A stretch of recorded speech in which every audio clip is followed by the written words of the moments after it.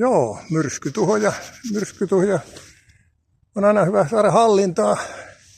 Tässäkin näitä on edelleen sellaisia puita, jotka seuraavilla myrskyllä voi tulla lisää. Tässä on halki poikki olevaa puuta, salaman iskemää ja muuta. Että kyllä sitten vielä puita tulee nurin.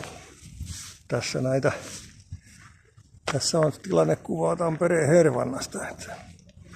Ne on tähän vaan pätkitty pois tieltä. Ja niin kuin näkyy, niin Hannes myrsky teki tuolta kuuset, varsinkin kun on tällainen asutus lähellä, niin tossakin on ollut ihan siis semmoista lahovikaa. Se tuulella vaan kylmärävästi katkee.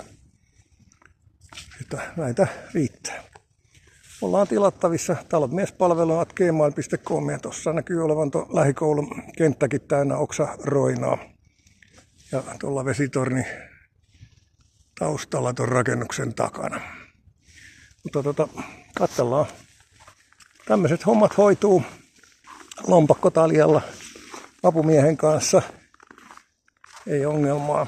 Käteisellä edetään ja hinnoittelu tapauskohtaisesti, että pyritään tekemään päivän valossa 9 ja 15 välillä, jos tämmöistä on, ettei näitä rupea perkele pimeässä tekemään. Ollaan tilattavissa ja käteisellä ensisijassa kerta. Suomi on persiaukisten maa. Yli 600 000 on ulosotossa ja jos tämmöistä raskasta vaarallista hommaa tekee. Nämä on aina kun ne on tämmöisiä sanotaan osittain tuhoutuneita tai osittain niin kuin kääntyneitä tai konkelossa, niin ne on vaarallisesta päästä.